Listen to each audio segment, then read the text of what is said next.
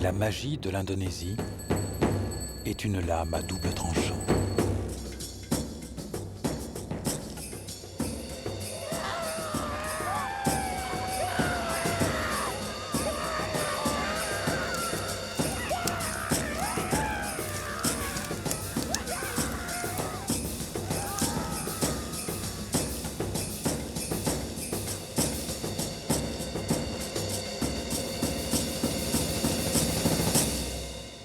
Une légende raconte qu'un jeune homme construisit un temple ici à Prambanan pour gagner le cœur de la femme qu'il aimait. Lorsqu'elle le repoussa, de dépit, il la transforma en pierre. Il y a plusieurs siècles, près de ce monument situé au centre de l'île de Java, une météorite a percuté la Terre. Ce bout d'étoile était un don du ciel. En le mélangeant au fer du poignard appelé Kris, les habitants de la région en firent un objet sacré, unique. Empu Jeno est un personnage vénéré à Java. Le titre Empu désigne la caste des artisans spécialistes du Kris. Jeno est l'un des 2 derniers fabricants de Kris sur Java.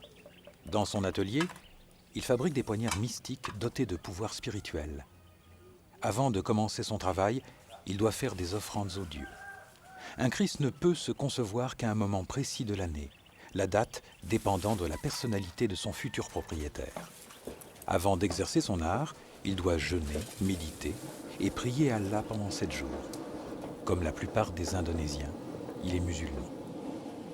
Il doit atteindre un état de concentration totale et de paix intérieure. C'est seulement de cette façon qu'il pourra transmettre ses ondes positives à l'âme du Kris. Pendant tout ce temps, il lui est interdit de voyager, de manger de la viande ou de dire des mensonges, car Dieu voit tout. Jusqu'au moment où il se sentira prêt, l'accès de la forge lui est interdit. Empu Jeno ne fabrique que la lame. D'autres spécialistes se chargent du manche et de la garde. Mais la lame est la partie la plus magique, notamment lorsqu'elle est composée en partie du métal d'une météorite. Un sultan règne sur cette région. Lui seul a le droit de commander un Kris royal fait avec ce métal précieux. Durant son règne, chaque souverain commande au moins un Kris à son forgeron. L'ancien sultan en avait commandé 3. Empu Jeno attend toujours que son souverain actuel passe commande. Normalement, la fabrication d'un Kris est longue et onéreuse. Cependant, aucun prix n'est demandé pour un Kris de sultan.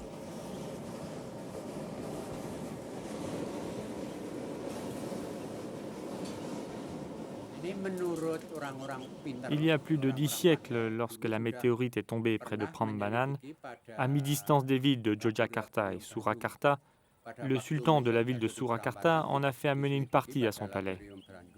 Plus tard, il en donna un morceau au sultan de Yogyakarta. Aujourd'hui, il ne reste plus qu'un petit bout du météorite à Yogyakarta, assez pour faire seulement 50 Kris. Il faut environ 1 gramme pour faire un Kris royal. C'est ce qui lui donne sa force céleste. Lorsque Jeno fabrique un Kris, il travaille 8 heures par jour, sauf le vendredi, jour de la prière. Environ 3 jours sont nécessaires pour fabriquer une lame d'un Kris. Un Kris plus élaboré peut nécessiter jusqu'à 6 mois de travail. Dépouillés ou ornés, tous ces poignards sont considérés comme magiques, chacun à sa manière. Si Jeno casse la lame en la sculptant, cela signifie qu'il n'est pas en paix avec lui-même. Il doit alors s'arrêter et débarrasser son corps de son mauvais karma avant de recommencer à travailler. Il faut 20 ans pour maîtriser cet art et un certain génie pour créer, avec seulement un marteau, un motif spécifique sur la lame à double tranchant. De nos jours, un Kris normal est fait de fer et de nickel. Une météorite contient quant à elle du titanium, du phosphore et du nickel. Dans d'autres îles d'Indonésie, le Kris est fabriqué avec de l'or, de l'argent ou du cuivre. Un Kris est fait au moins de 2 métaux. Plus il y en a, et plus il est exceptionnel. Personne ne connaît l'origine exacte du Kris, mais d'anciennes sculptures et écrits indiquent qu'il vint de Java il y a plus de 1000 ans. Les Kris anciens font partie du patrimoine familial et sont gardés tels des trésors, enveloppés dans de la soie.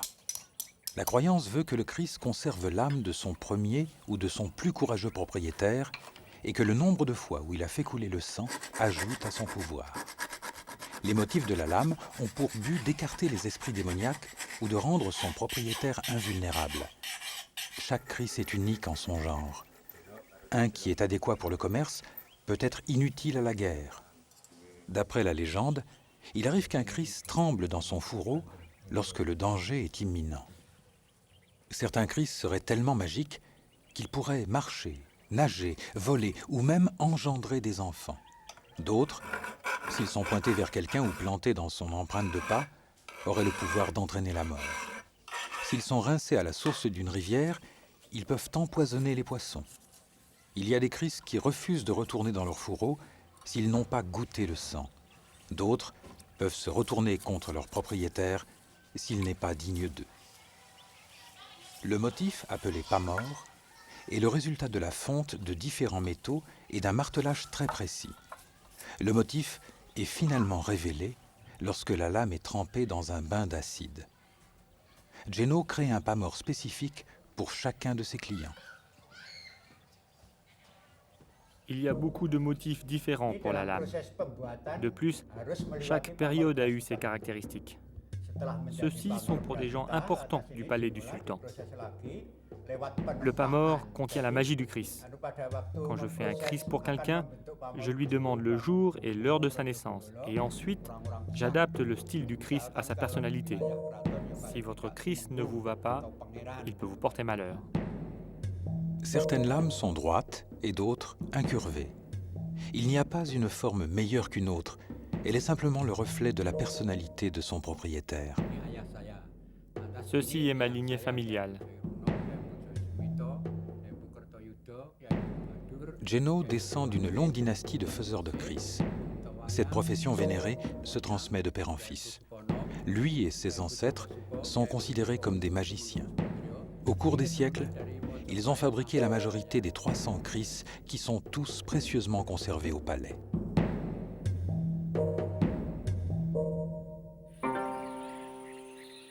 Le sultan vit dans la cité de Jogjakarta, également appelée Jogja.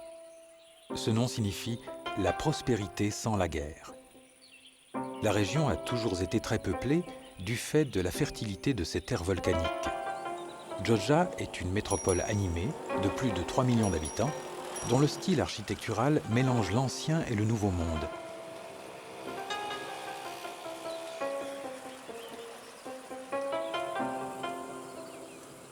La ville symbolise la fierté nationale à cause de la résistance farouche qu'elle a opposée durant l'occupation hollandaise. En effet, dans les années 40, ses habitants se sont courageusement battus pendant la guerre d'indépendance contre les Hollandais. Lorsque le sultan accepta finalement de négocier avec les envahisseurs, il les attendit, fièrement plantés en haut des remparts de son palais, contemplant les étrangers avec dédain. Lorsque Java fut libérée, le gouvernement indonésien récompensa Jogja de son courage en lui conférant un statut autonome. C'est pourquoi aujourd'hui, un sultan règne toujours sur la ville. Il est considéré à l'égal d'un dieu.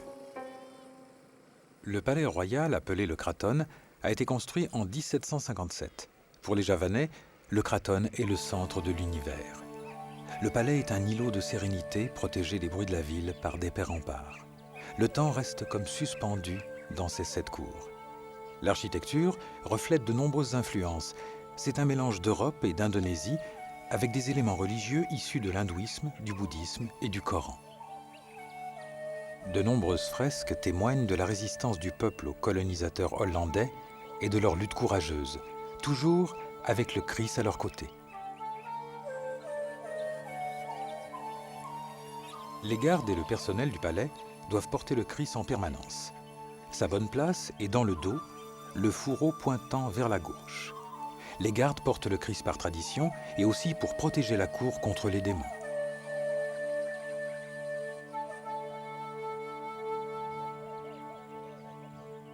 Supana Vinotokusumo vit dans la résidence royale. Il est le nettoyeur officiel des Christ du palais. C'est une position très élevée que seul un nombre restreint de gens peuvent occuper. Maintenant, il transmet son savoir à son fils et à son neveu. D'abord, il faut nettoyer la lame avec de l'eau, puis la sécher et passer du jus de citron. Ensuite, avec un mélange fait de cette pierre rose appelée varanga et d'arsenic, nous faisons disparaître les impuretés encore incrustées dans la lame. Puis, nous la brossons avec de l'huile de bois de santal et la séchons immédiatement avec des fibres de bambou pour ne pas l'endommager. Beaucoup des matériaux utilisés pour le nettoyage sont précieux. La pierre rose provient d'Inde et l'huile de bois de santal de l'île de Sumbawa. L'arsenic ne se trouve pas dans le commerce. On peut en obtenir auprès de certains biologistes. Si un nettoyeur s'empoisonne accidentellement, il boit du lait de coco afin de diluer l'effet nocif. On ne permettra pas à un apprenti de pratiquer cet art par lui-même avant d'avoir atteint 50 ans et une certaine maîtrise.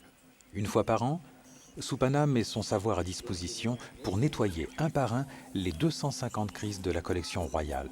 Cela prend 2 jours. C'est un travail important et délicat, car certaines lames sont vieilles de 700 ans, et sans les soins appropriés, elles rouilleraient. Personne n'oserait voler un kriss du palais du sultan parce qu'il se retournerait immédiatement contre lui et lui porterait malheur. Un kriss est un objet personnel. Si vous en achetez un sur le marché, vous devez être prudent et vous assurer qu'il convienne à votre personnalité.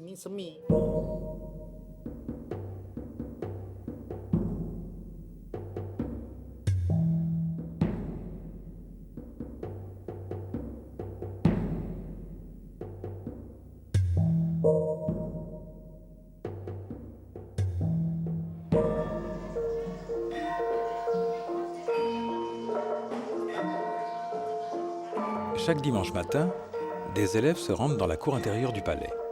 Ils entrent par 2 escaliers différents, un pour les hommes, l'autre pour les femmes. Sous l'œil vigilant de vieux maîtres, ils pratiquent une danse classique spécifique à cet endroit. Elle fut créée en temps de guerre, il y a plus de 200 ans, par le sultan Hamengou Bouvono Ier. Un orchestre royal composé de gamellans accompagne les élèves. Ici, même les femmes portent le kriss, qui est un élément important de la danse. Les kriss des femmes sont plus petits que ceux des hommes et portés devant, à la taille.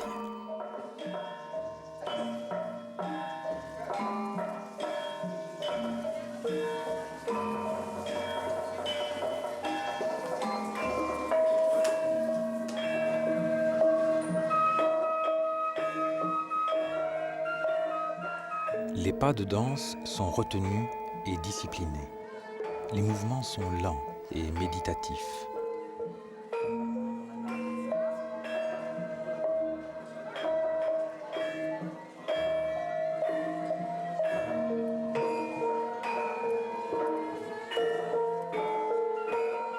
Il faut des années de pratique pour arriver à faire naturellement certains gestes comme étirer les doigts jusqu'à toucher l'avant-bras, ce qui symbolise l'ouverture des pétales de fleurs.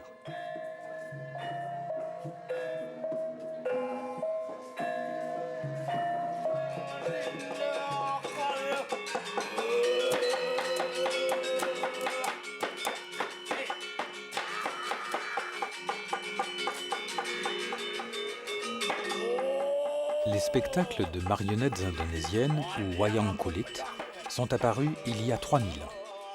Les marionnettes racontent des histoires de la vie spirituelle et quotidienne, de la religion et du bien contre le mal. Elles retracent les épopées hindoues du Ramayana et de la vie des sultans.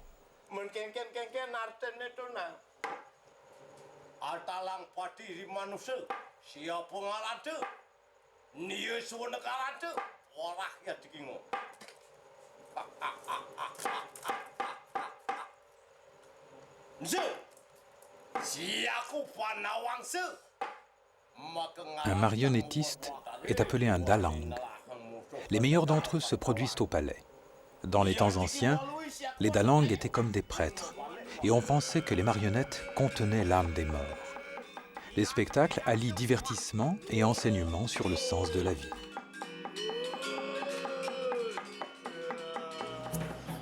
Les poupées plates sont faites en peau de buffle, puis peintes et montées sur des baguettes.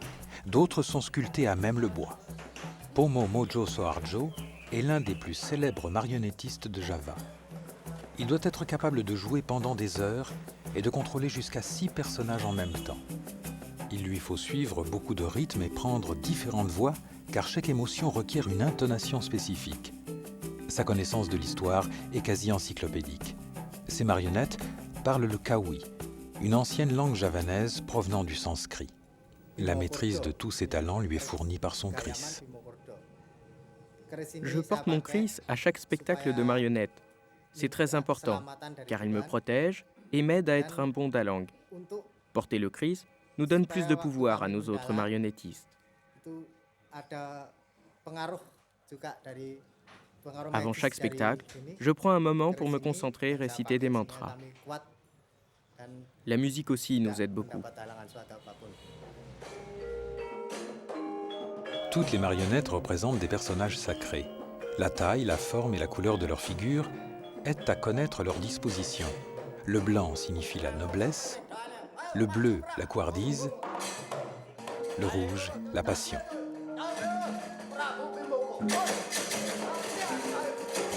Le kris a souvent son rôle dans le spectacle.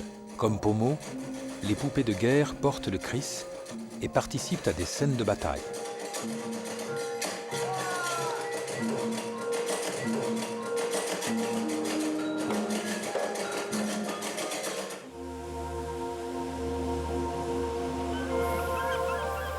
Bali est l'île bénie des dieux. On dit qu'il y a longtemps de cela, un grand prêtre de Java fut obligé d'exiler son bon arien de fils à Bali. À cette époque, ces deux territoires étaient rattachés par une mince bande de terre. Hors de la vue de son père, le fils traça une ligne sur le sable. La mer la recouvrit et Bali devint une île. Aujourd'hui, Bali abrite la plus grande communauté hindoue en dehors des Indes. Mais les Balinais sont restés fidèles à leurs anciennes croyances et vénèrent tout ce qui, pour eux, possède une âme, y compris les volcans, les arbres et les rivières. La campagne luxuriante ne compte pas moins de 2000 temples et divinités sculptés dans de la pierre volcanique. L'hindouisme est arrivé dans la région vers le IXe siècle. Au XIVe siècle, les Mojopahit d'origine hindoue, qui régnaient sur Java, avaient conquis Bali et imposé leur culture, leur art et leurs traditions. Lorsque les musulmans s'emparèrent de Java, un exode massif de réfugiés hindous changea la face de Bali. Parmi eux, il y avait des artisans. Il est possible que le Kris soit arrivé à Bali avec cette migration. Cependant, au fur et à mesure du temps, il a développé ses caractéristiques propres à Bali. Dibia Idabagus est un brahmane, c'est-à-dire un prêtre de la plus haute caste. Lorsqu'il s'aperçut que de riches touristes et des acheteurs étrangers commençaient à emporter beaucoup de kris hors d'Indonésie, il décida de commencer sa propre collection afin de protéger cet héritage national.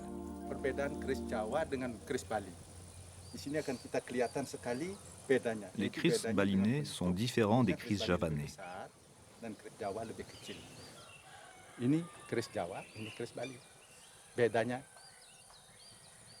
Quand vous huilez une lame balinaise, le liquide n'est pas absorbé autant que par une lame javanaise. En fait, le métal javanais semble plus poreux. Le métal de Bali est plus solide, celui de Java plus fragile. Le kris de Bali est plus grand que le kris de Java.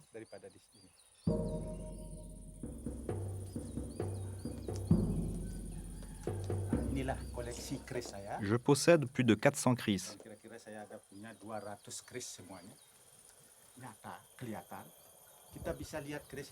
Celui-ci devait donner de la puissance au chef de guerre à qui il appartenait. Son gandik, c'est-à-dire la base de la lame, est en forme de trompe d'éléphant, et le pas mort dessine la silhouette de l'animal.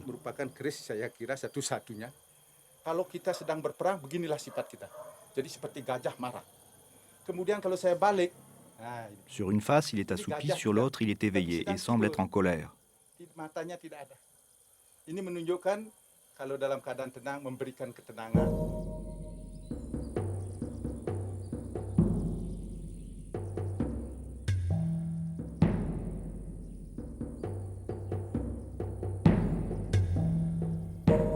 Ce kris balinais est exceptionnel.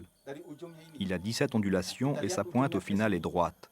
La base représente la tête d'un démon et le pas mort ressemble à des cheveux flottant au vent. La chevelure représente le pouvoir et ce Chris a dû donner à un guerrier de nombreuses victoires et beaucoup de disciples. Dibia explique qu'il y a plusieurs moyens de détecter et de ressentir le pouvoir surnaturel d'un Chris. Si on le met sous son oreiller la nuit, les rêves indiqueront sa magie. Par exemple, rêver d'un lion signifie que le Chris est puissant et courageux. Ce moyen d'analyse par la voie spirituelle est appelé Niskala. Mais le moyen le plus simple, appelé Sekala, consiste à observer l'aspect physique du Chris, analyser sa forme, sa longueur et son style. Le livre sacré dit que pour juger un Chris, il faut utiliser la paume de sa main. On l'applique le long de la lame et l'on compte le nombre de doigts qui restent jusqu'à la pointe. Un doigt désigne un Christ de roi. 2 doigts sont l'expression d'un homme sage. 3 doigts rendent le Christ propice au duel. 4 doigts signifient l'invincibilité, la marque des guerriers. Celui-ci mesure 2 doigts. Le Chris est apparu en Indonésie avant le 8e siècle. Les fabricants de Chris atteignirent le sommet de leur art au temps du grand empire Mojopahit à Java. Le Chris est légèrement différent entre chaque île, Java, Sumatra, Sulawesi ou Bali. Dans l'ancien temps, il fallait jusqu'à 1 mois pour se rendre d'un palais à un autre. Chacun a alors développé son propre style.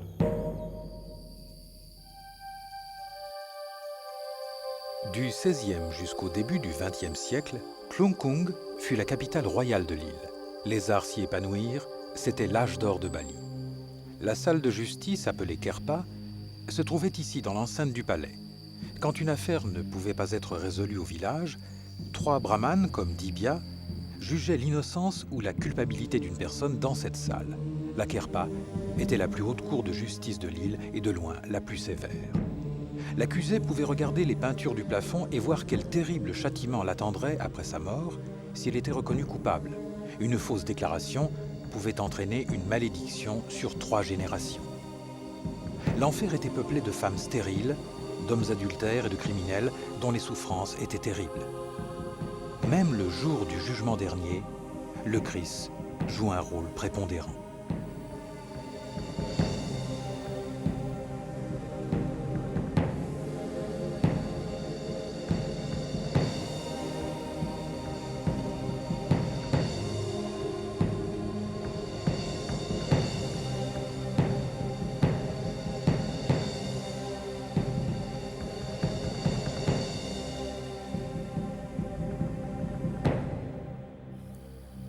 Le musée du palais contient les portraits des Rajas des dynasties passées. Le 18 avril 1908, l'armée hollandaise envahit Klungkung. Une procession royale de 200 personnes se porta à sa rencontre. Le Raja venait en tête, suivi de ses femmes, ses enfants, puis les soldats, les prêtres et les hauts dignitaires, tous parés de leurs plus beaux atours et armés de leur seul Chris. Les Hollandais firent feu sur le Raja. 6 de ses femmes se percèrent le cœur de leur Chris et s'abattirent sur son corps sans vie. Le reste de la procession se suicida pendant que les Hollandais tiraient dans tous les sens. Ce suicide collectif est connu comme le Puputan, le chapitre final. Le Chris lui conféra un caractère sacré. Après avoir régné sur Bali pendant 600 ans, les descendants du grand empire Mojopahit étaient anéantis. Le Chris n'apparaît dans aucune autre culture que celle de l'archipel indonésien. Il n'en est fait aucune allusion dans les légendes et chroniques des autres pays, ni même dans l'épopée indienne du Mahabharata ou du Ramayana. Ces légendes et chroniques parlent d'autres armes porteuses de pouvoir magique, mais aucune ne peut s'apparenter au Chris. Après avoir étudié assidûment et avoir collectionné les Chris avec passion, j'ose affirmer que le Chris est un héritage de notre culture.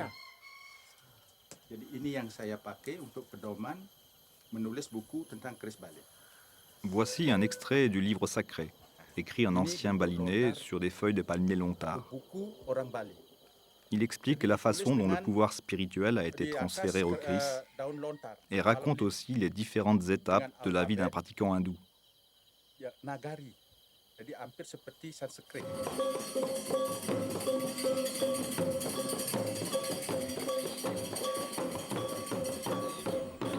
À Bali, comme dans d'autres parties du monde, un mariage n'est jamais une mince affaire. Une cérémonie comme celui-ci est un événement coûteux et très élaboré. Les couples qui n'ont pas les moyens doivent eux-mêmes trouver des stratagèmes souvent très élaborés. L'homme et la femme fuguent pour passer la nuit ensemble. Ils le font au vu et au su du plus grand nombre possible de personnes. Les parents prétendent alors être offensés. Par la suite, le mal étant fait, on peut organiser une cérémonie simple et peu coûteuse.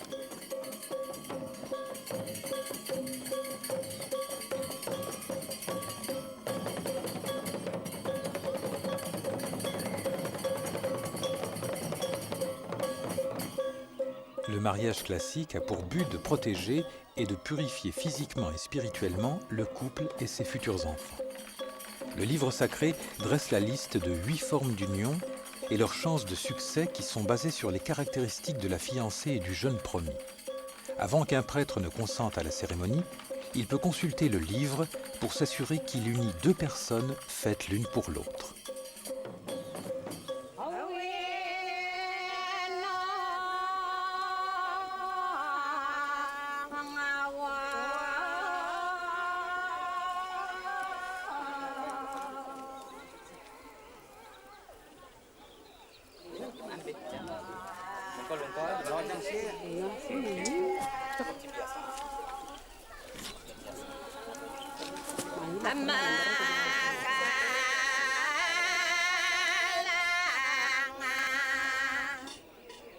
Tous revêtent leurs plus beaux habits et les hommes arborent leur kriss.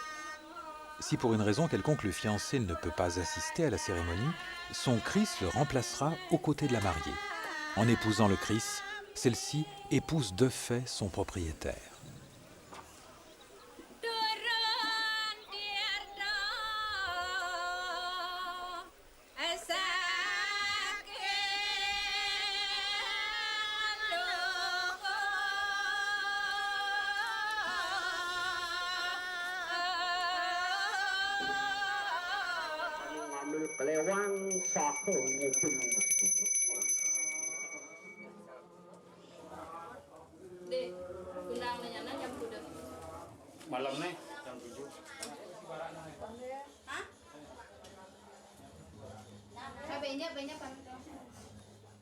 Souvent, un mariage s'accompagne d'une cérémonie de limage des dents. C'est un rituel important. En effet, le limage permet de supprimer le côté acéré des canines, considéré comme grossier, et avec lui tous les aspects négatifs et primaires d'une personne. Pour les Balinais, les critères de beauté incluent des dents régulières. L'homme enlève son kriss avant le limage et le remet quand l'opération est terminée. Le prêtre frappe légèrement les dents pour les tuer symboliquement le temps de la cérémonie.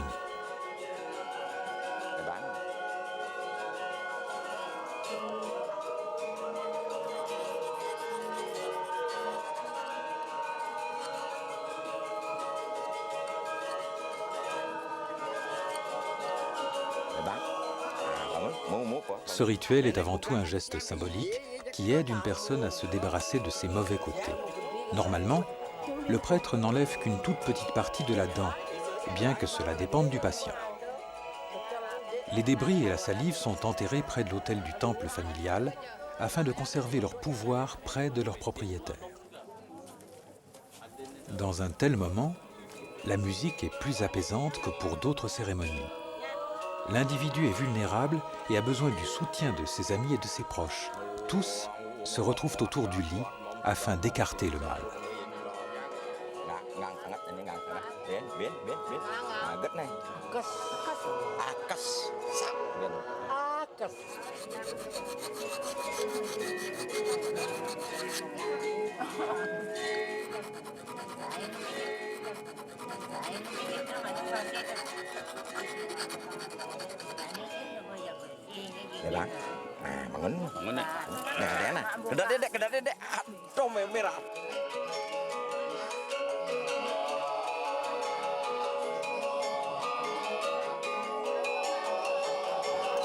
Puis, les mariés doivent toucher du pied une offrande appelée le Peningkeben. Parce qu'ils ont subi une transformation fondamentale, il leur faut changer de vêtements pour le reste des événements de la journée.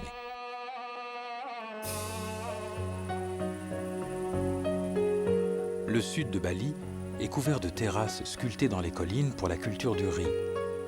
Ici, c'est l'été toute l'année et la terre regorge de vie.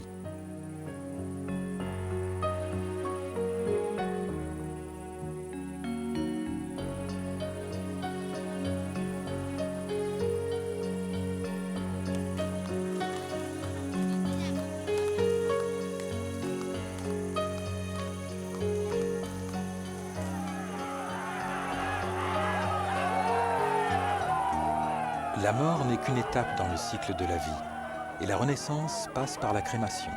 C'est pourquoi brûler un mort est un événement joyeux. Pour les hindous de Bali, le corps est une coquille qui renferme l'âme. Lorsque le corps est mort, ceux qui restent doivent tout mettre en œuvre pour le détacher de l'esprit.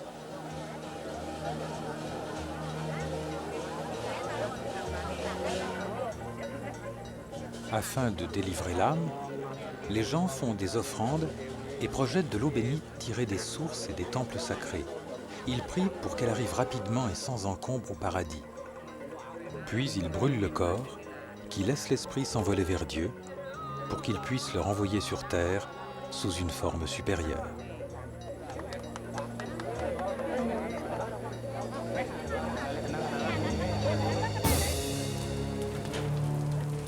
Le corps est placé dans un énorme sarcophage de bois en forme d'animal. L'animal en question dépend de la caste du défunt. Dans l'ancien temps, la veuve et les serviteurs du mort devaient également se plonger dans le feu, mais heureusement pour eux, cette pratique est maintenant devenue illégale.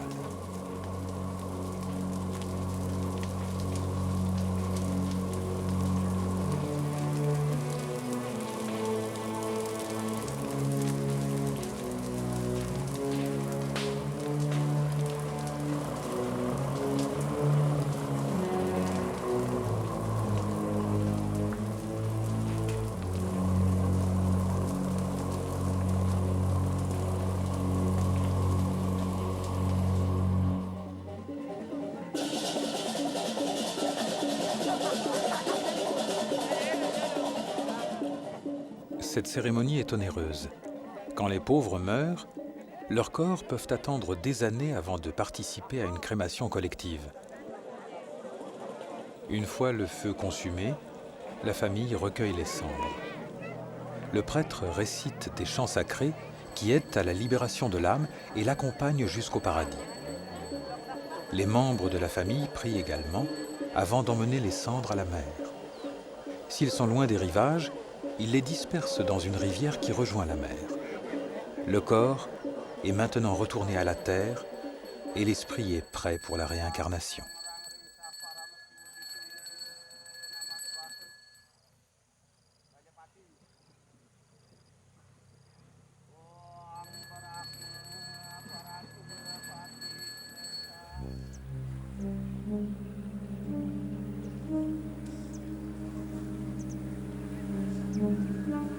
Sur les rives du lac Batur, Trunyan est un village isolé fondé des années avant l'arrivée des hindous de Java par les plus anciens habitants de l'île, les Baliyaga.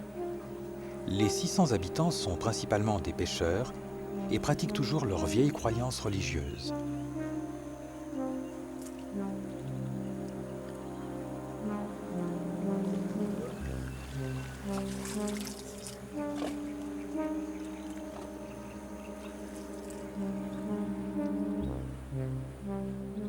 Ils vivent dans l'ombre du volcan Batur.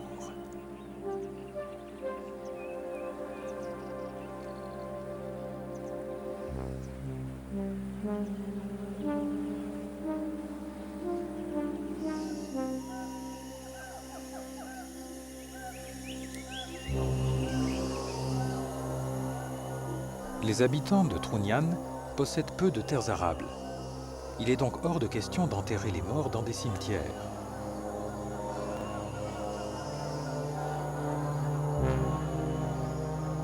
Au lieu de pratiquer la crémation, ils disposent les corps dans des fosses peu profondes, jusqu'à ce qu'il ne reste plus que quelques os.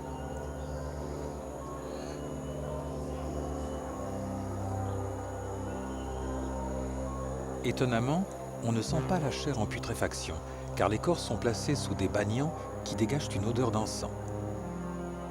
Et des huttes de bambou les protègent des charognards.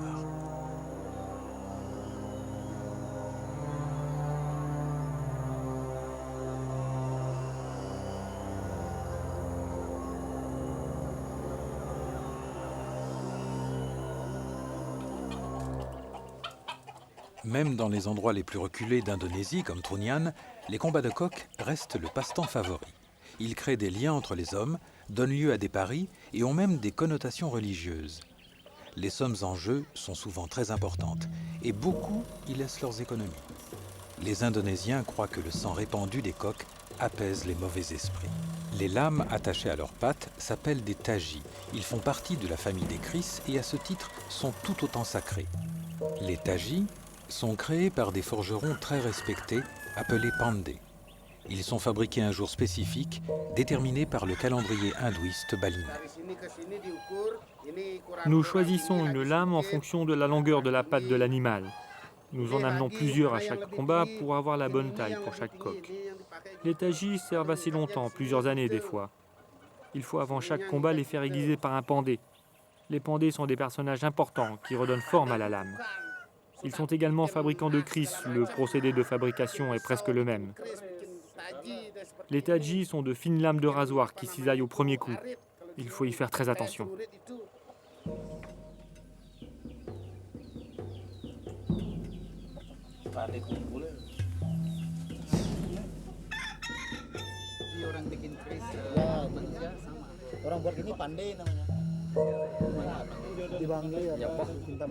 Avant chaque rencontre, les lames sont affûtées comme des rasoirs.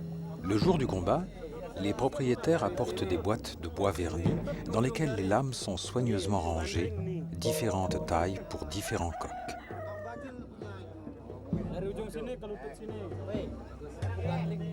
Les coqs de combat reçoivent un traitement particulier. Tous les jours, ils sont entraînés, massés et baignés comme des athlètes. Ils suivent un régime spécial composé de maïs et de viande de chèvre, avec en plus des pilules spéciales pour être minces et agressifs.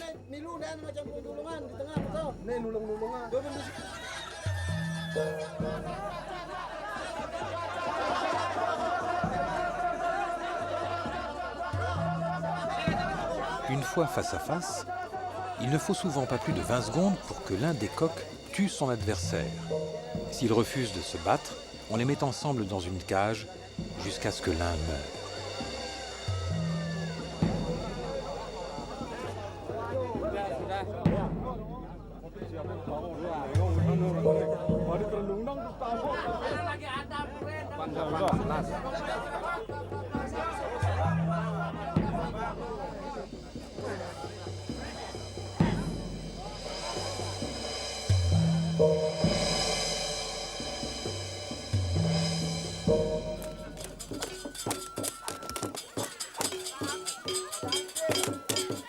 Une fois par an au village de Tenganan, les hommes s'affrontent avec des lanières faites à partir des feuilles épineuses du pandanus. C'est une pratique servant à résoudre les désaccords dans le village et à purifier les hommes. Le duel est surveillé par un arbitre, une sorte de juge.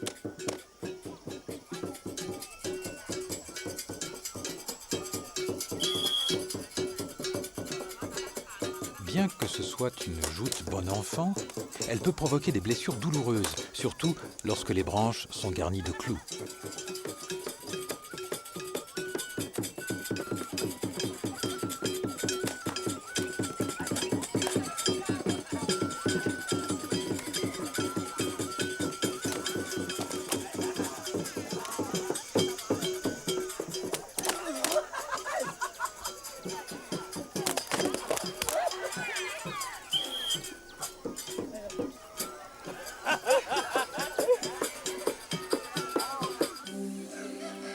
Comme Trunyan, Tenganan fut fondé par les Bali Yaga il y a 700 ans. Quand les hindous de Java envahirent l'île, le village résista farouchement.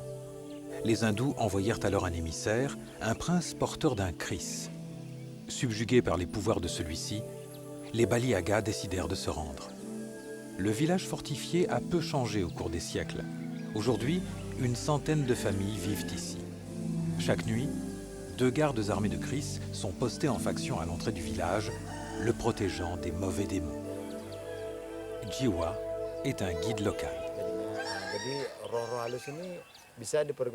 Les gens ici sont animistes. La magie est présente au quotidien dans leur vie. Ils se sont convertis petit à petit à l'hindouisme, tout en conservant les racines ancestrales de leur histoire. Si vous ne priez pas les esprits afin qu'ils vous protègent, il est dangereux de sortir de chez vous. La lecture intégrale du livre des prières, de la première page à la dernière, vous apportera la bonne magie, la magie blanche. Il faut respecter la progression normale du savoir.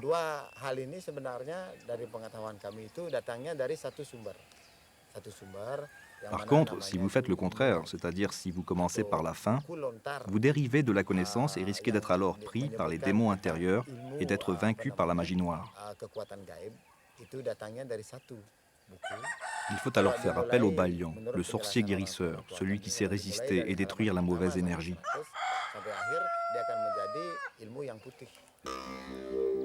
C'est à Tenganan qu'habite Wayan Muditadnana, le dernier graveur de livres sacrés appelé Lontar.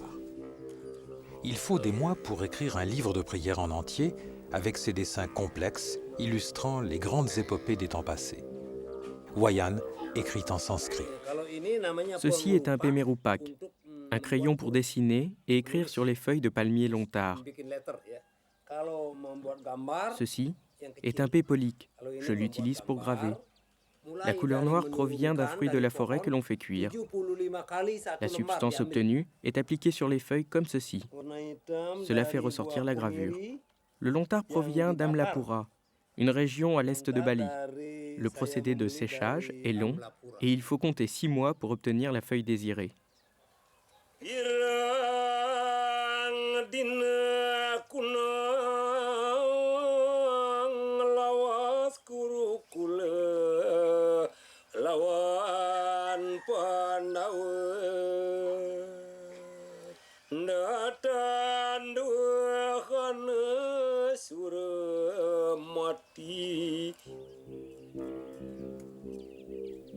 Wayan Ritug sculpte des manches de Kris. Les plus beaux Kris ont des poignets finement ciselés en ivoire, bois exotique, argent ou or.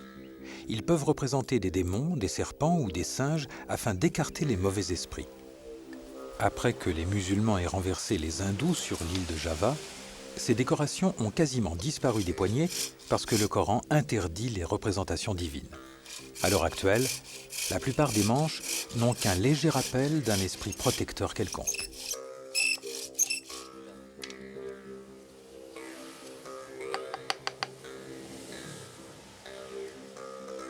Un Kris exceptionnel pourra avoir différentes poignées au cours des siècles.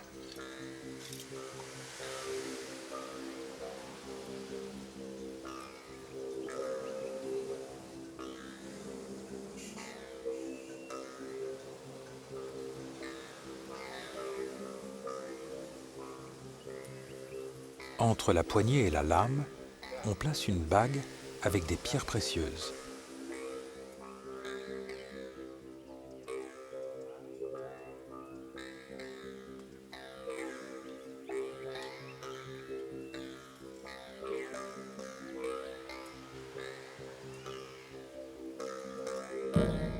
Aujourd'hui, de plus en plus d'Indonésiens collectionnent des Kris car c'est un objet d'une grande valeur spirituelle, émotionnelle et monétaire.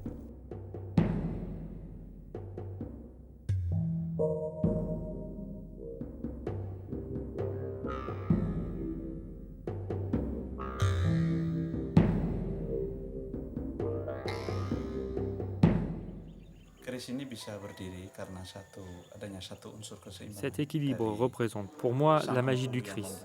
Il a été idéalement conçu. Son équilibre est parfait.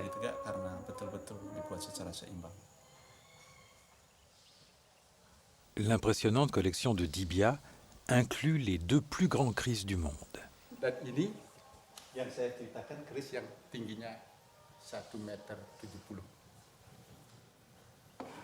Ce Kris mesure 1,50 m. Je l'ai acheté à un Madurai qui ignorait son origine.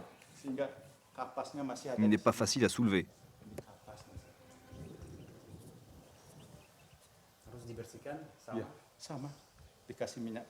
Ici, à la base, on peut voir des dragons jumeaux avec des langues en or. La lame a 21 ondulations. Les balinais attachent une grande importance à la qualité et à la couleur des pierres. Des pierres précieuses comme les rubis ou les saphirs sont utilisées pour des kriss importants.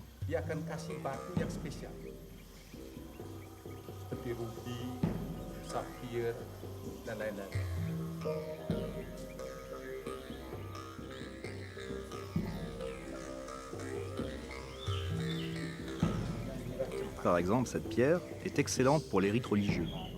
Au sommet, vous voyez la tête entourée de rubis d'une bête mythique appelée le barong. Elle vous permet d'entrer en contact avec Dieu et vos ancêtres. On peut sentir son aura à 5 km à la ronde.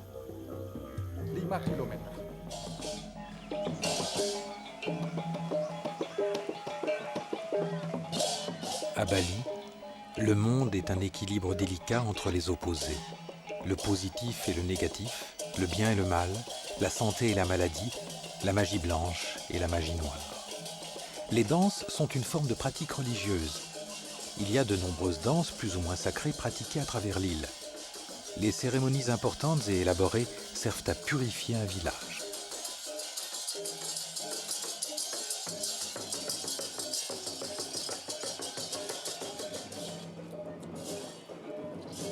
Les offrandes, l'encens et l'exorcisme renforcent la résistance du village contre les forces du mal. L'événement a généralement lieu près d'un temple, sous la surveillance d'un prêtre.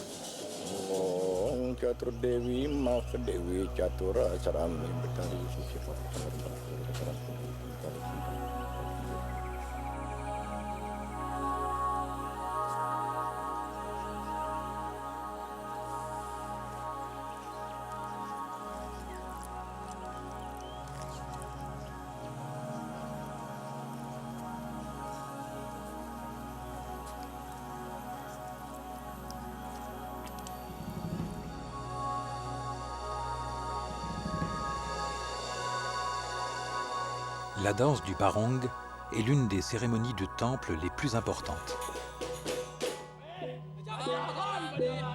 C'est le combat classique du bien contre le mal, souvent illustré par des scènes tirées d'épopées hindoues comme le Mahabharata. Rangda et Barong sont des créatures mythiques en lutte l'une contre l'autre. Rangda est une sorcière qui règne sur le monde des esprits malins. Son masque peut émettre de dangereuses vibrations. En dehors de la cérémonie, le masque est toujours recouvert d'un linge blanc.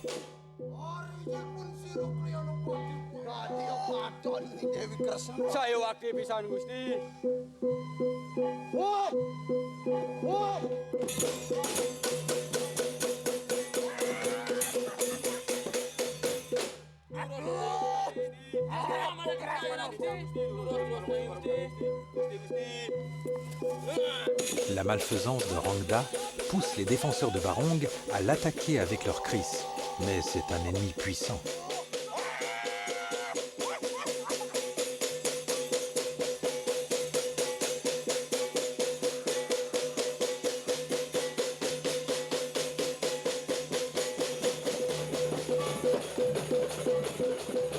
Barong est le grand prêtre de la magie blanche.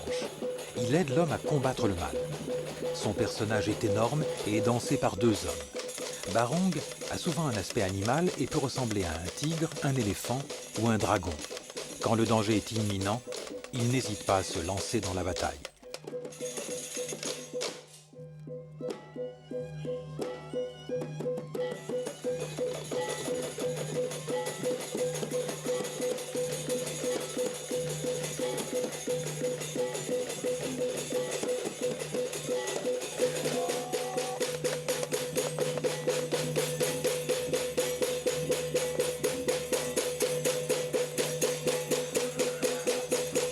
Les acteurs ont la lourde responsabilité de donner vie à leurs personnages mythiques et de provoquer la passion du public. Avant le spectacle, de nombreuses offrandes sont faites pour les protéger durant leurs performances, parfois si intenses.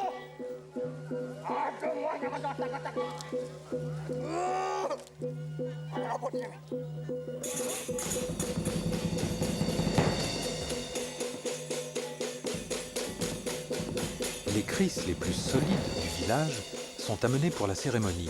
Malgré cela, les forces puissantes qui sont lâchées peuvent faire plier ces lames.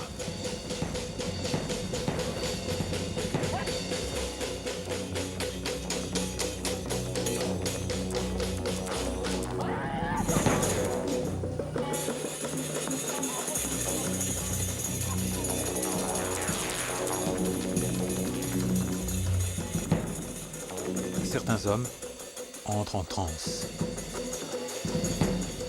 Arrivés à un paroxysme, ils retournent leur crise contre eux, essayant de se transpercer. Leur peau est si tendue et dure que le poignard s'enfonce rarement, bien que parfois le sang coule.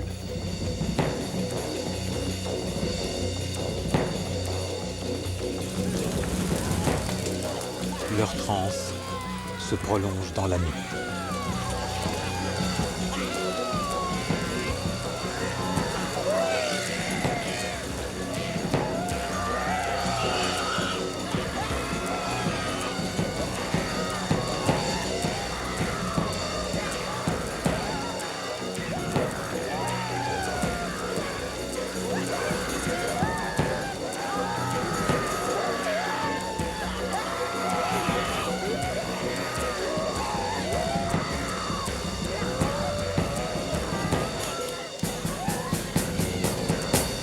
Il y a plusieurs siècles, un météorite tomba du ciel sur l'Indonésie. Pour les habitants, c'était un moyen de transmettre le pouvoir des dieux au Christ. Aujourd'hui, un laboratoire essaie de retrouver les alliages complexes du météorite afin de perpétuer la magie du Christ jusqu'au prochain signe des dieux.